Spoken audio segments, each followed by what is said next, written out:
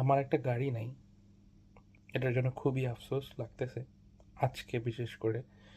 উম, মানে জীবনের এই মুহূর্তটাতে এসে বয়স খুব বেশি হয় নাই, যতটুকু হয়েছে মনে হচ্ছে অনেক বেশি হয়ে গেছে।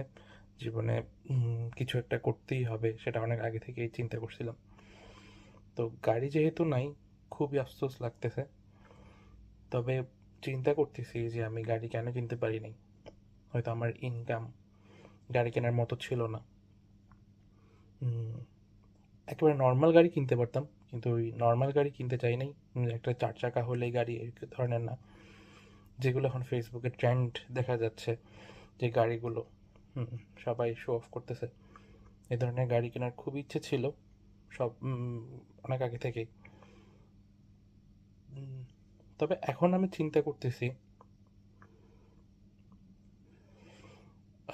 একজন নিজেকে বিলিয়ে দিয়ে ধরেন বাইরে যে গাড়ি কিনতেছে সেটা দেখাইতেছে, তারপর এখানে এই যে স্টেজে নেচে, তারপরে হচ্ছে ইনকাম করতেছে আবার ফেসবুক থেকে, ইউটিউব থেকে, টিকটক থেকে, যে যারা ইনকাম করে। তো ইনকাম থেকে কতটা ইনকাম এইটার প্রতি একটা আগ্রহ জমছে, যে আসলে অনেক বেশি ইনকাম হচ্ছে মনে হয়, যার কারণে একটা গাড়ি কেনার সামর্থ্য দ্বারা রাখে। এটা অবশ্যই ভালো, আমারও স্টার্ট করতে হবে। হ্যাঁ, তবে এভাবে নিজেকে বিলিয়ে দিয়ে না, আর নেচে সবার মাঝখানে টাকা ছিটিয়ে সে যে নিজের ইনকামটা বাড়ানো, মানে আমার উপর মানুষের টাকা ছিটাবে, তারপর আমার ইনকাম বাড়বে, তারপর হচ্ছে এই যে ধরনের ভিডিও করব, এভাবে না।